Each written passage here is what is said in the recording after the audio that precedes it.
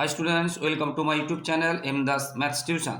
আজকের মাধ্যমিক 2025 সালের জন্য ভৌতবিজ্ঞানের সাজেশান আরেকবার রিভিউ করে দিচ্ছি বন্ধুরা। যারা যে সাজেশান করেছো তার সঙ্গে এই কয়েকটা প্রশ্ন মাত্র দিচ্ছি, এগুলো করেছো কিনা তোমরা মিলিয়ে নাও। এগুলো অবশ্যই করবে বন্ধুরা, মোস্ট ইম্পর্টেন্ট আছে। 100% গ্যারান্টি দিয়ে বলতে পারি এগুলো থেকে তোমরা কিন্তু বেশিরভাগই কমন পেয়ে যাবে।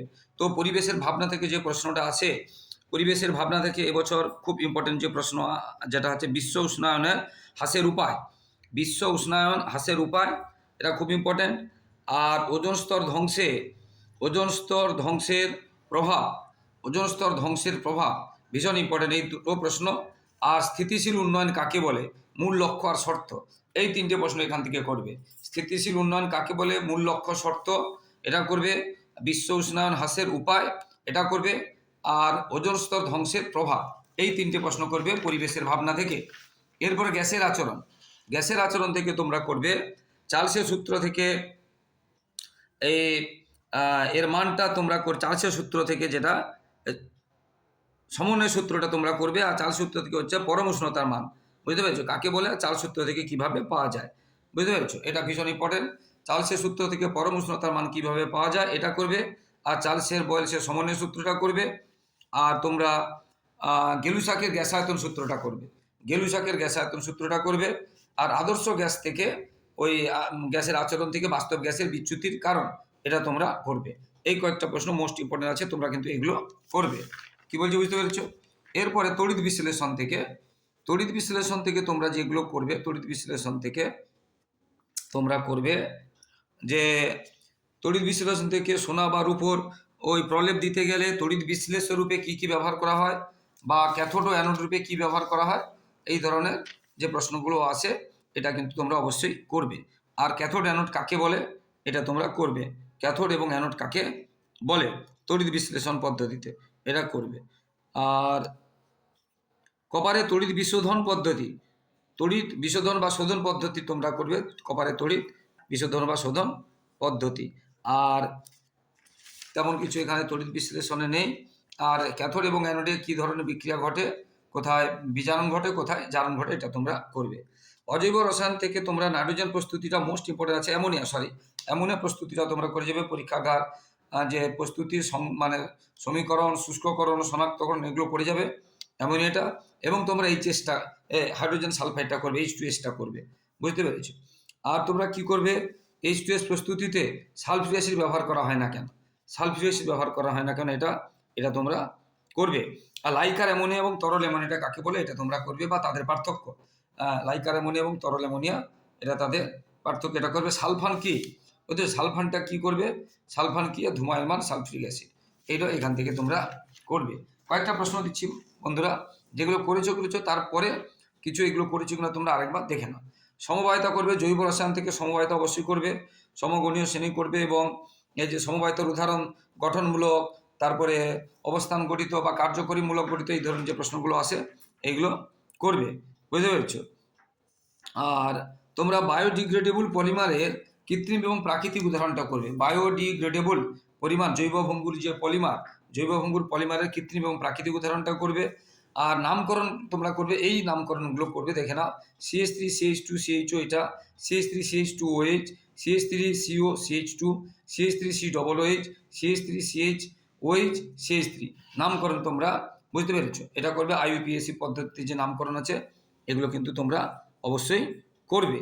এছাড়া তোমরা অ্যাসিডিন থেকে কীভাবে ইথেন, বা ইথেন থেকে কীভাবে অ্যাসিডিন তৈরি করা, এটা করবে। বা ইথাইল অ্যালকোহল ও অ্যাসিডিক অ্যাসিডের বিক্রিয়াটা করবে। আর ইথাইল অ্যালকোহল আর ধাতব সোডিয়াম, বুঝতে পেরেছি, NaCl এর বিক্রিয়াটা করবে। এটা হচ্ছে জৈব রসায়ন থেকে। খুব কম কয়েকটা মোস্ট ইম্পর্টেন্ট প্রশ্ন দিচ্ছি, তোমরা কিন্তু এগুলো তোমরা কিন্তু করবে বন্ধুরা, বুঝতে পেরেছো? আর ধাতুবিদ্যার কিছুটা অংশ ওখানে বলে দিয়েছিলাম। ধাতুবিদ্যা থার্মিট পদ্ধতিটা মোস্ট ইম্পর্টেন্ট আছে, থার্মিট পদ্ধতি, এটা একদম করবে। আর এখানে অ্যালুমিনিয়ামের কপারের পরিশোধনটা তোমরা করবে, এবং এইগুলো হচ্ছে আকরিকের নাম আর সংকেত। অ্যালুমিনিয়াম, জিঙ্ক, লোহা, এই শর্ট প্রশ্ন 1 নম্বরে আসে, আকরিকের নাম এবং সংকেত করবে। আর গ্যালভেনাইজেশনের কাকে বলে এবং তার গুরুত্ব, এটা করবে, এটা তোমরা করবে ধাতুবিদ্যা থেকে। এরপরে তোমরা আলো থেকে খুব সংক্ষিপ্ত কয়েকটি মূল সাজেশান দিয়েছি, যেগুলো আগে দিয়েছি সেই সাজেশানগুলো অবশ্যই ফলো করবে। আমি আগে সাজেশানটা দিয়েছি সেটা অবশ্যই ফলো করবে, তার সঙ্গে এইগুলো আরেকবার শেষ দিনে তোমরা এগুলো করে নেবে। বুঝতে পেরেছো? আলো থেকে তোমরা করবে সরল ক্যামেরায় প্রতিবিম্বের বৈশিষ্ট্য, ভীষণ ইম্পর্টেন্ট আছে আলো, সরল ক্যামেরার প্রতিবিম্বের বৈশিষ্ট্য, আর আলোক কেন্দ্র কাকে বলে, আলোক কেন্দ্র কাকে বলবে, আর রৈখিক বিবর্ধন কাকে বলে করবে। আর আলো থেকে অঙ্কটা আসবে এফ ইকুয়াল r/2 অঙ্কটা করবে, আর delta equal i2 plus i1 minus এ অঙ্কগুলো করবে।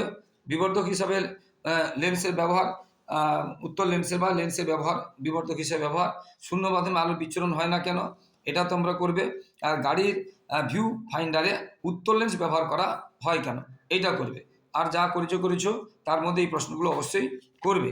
এবারে চলতড়িৎ থেকে তোমরা কি করবে, চলতড়িৎ থেকে কয়েকটা ইম্পর্টেন্ট যে প্রশ্ন, ওহমের সূত্র থেকে কিভাবে রোধের সংখ্যা পাওয়া যায় এটা করবে।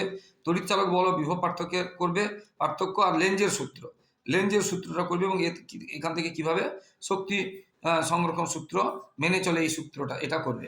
লেঞ্জের সূত্রটা করবে এবং সূত্র কিভাবে শক্তি সংরক্ষণ সূত্র মেনে চলে এটা করবে তোমরা।